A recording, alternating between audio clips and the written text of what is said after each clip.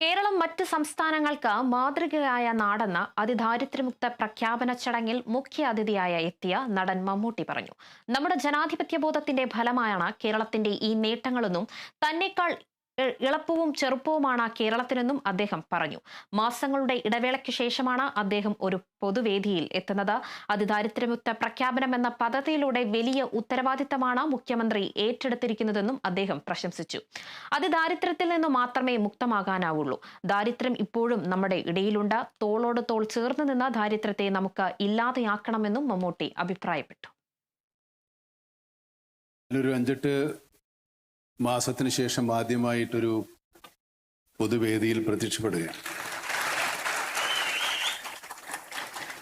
അത് ഈ കേരളപ്പിറവി ദിനം തന്നെ ആയതിൽ എനിക്ക് അതിയായ സന്തോഷമുണ്ട്.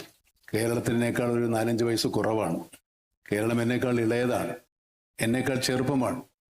നമ്മുടെ സാമൂഹിക സൂചികകൾ പലപ്പോഴും ലോകത്തെ അമ്പരപ്പിച്ചിട്ടുണ്ട്. ലോകത്തിൻ്റെ അതിസമ്പന്ന രാജ്യങ്ങളുടെ 20-1 ഭാഗം പോലുമില്ലാത്തൊരു കേരളമാണ് ഇത്രയും വലിയ നേട്ടങ്ങൾ കൊയ്യുന്നത്. ഒരുപാട് സാമൂഹ്യ സേവന രംഗത്ത് നമ്മൾ ഒരുപാട് മുന്നിലാണ്, മറ്റു വളരെയധികം അപേക്ഷിച്ച് മുന്നിലാണ്. ഈ നേട്ടങ്ങളെല്ലാം നേടിയത് നമ്മുടെ സാമൂഹ്യ ബോധത്തിൻ്റെ, നമ്മുടെ ജനാധിപത്യ ബോധത്തിൻ്റെ ഫലമായിട്ട് തന്നെയാണ്.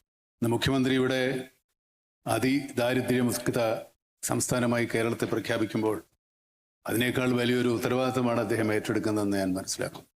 ഒരുപാട് പ്രതിസന്ധികളെ കേരള ജനത തോളോട് തോൾ ചേർന്ന് നിന്ന് അതിജീവിച്ചിട്ടുണ്ട്.